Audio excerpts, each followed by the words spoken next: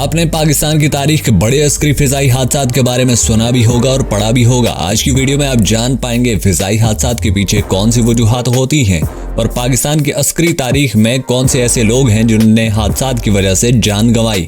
فضائی حادثات کے پیچھے بہت سی وجوہات ہوتی ہیں، جس میں تکنیکی خرابی، موسم، انسانی غلطی اور کبھی اچانک حملے کی وجہ سے بھی حادثہ رونما ہو جاتا ہے۔ اس کے علاوہ کبھی گولی اور پرندے بھی کریش کا باعث بن جاتے ہیں۔ پاکستان کی عسکری تاریخ میں کئی بڑے فضائی حادثات پیش آئے ہیں، جس میں اعلیٰ عہدوں پر فائز قومی اور غیر ملکی شخصیات کا جانی نقصان ہوا ہے۔ ضیاء الحق کے طیارے کو حادثہ۔ اگر ہم گزشتہ 3 دہائیوں کو دیکھیں تو 1980 کی دہائی کے آخر میں پاکستان فوج کے سربراہ اور اس وقت کے صدر جنرل ضیاء الحق کا طیارہ C-130 کریش کر گیا تھا۔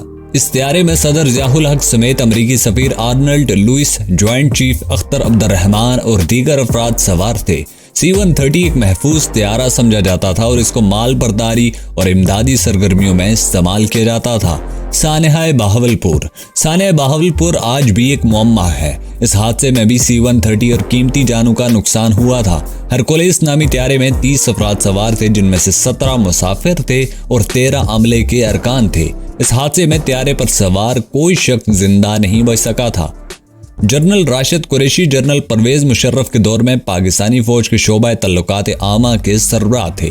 ان کے ہیلی کاپٹر کو 2007 میں حادثہ پیش آیا تھا اور وہ اس میں زخمی ہو گئے تھے۔ اس حادثے میں ہیلی کاپٹر پر سوار 8 افراد زخمی بھی ہوئے اور 2 فوجی اہلکاروں سمیت 4 افراد جان سے گئے تھے۔ یہ روسی ساختہ Mi-17 ہیلی کاپٹر تھا جس کو کشمیر میں حادثہ پیش آیا تھا۔ عینی شاہدین کے مطابق کچھ لوگ اس لیے بچ گئے تھے کیونکہ انہوں نے ہیلی کاپٹر کے کریش ہونے سے قبل چھلانگ لگا دی تھی۔ ڈاکٹر راشد ہوابازی کے امور کے ماہر ہیں۔ وہ کہتے ہیں 9 ماہ کے اندر 3 حادثے ہوئے ہیں جس میں آرمی ایوییشن کے اہلکار شہید ہوئے۔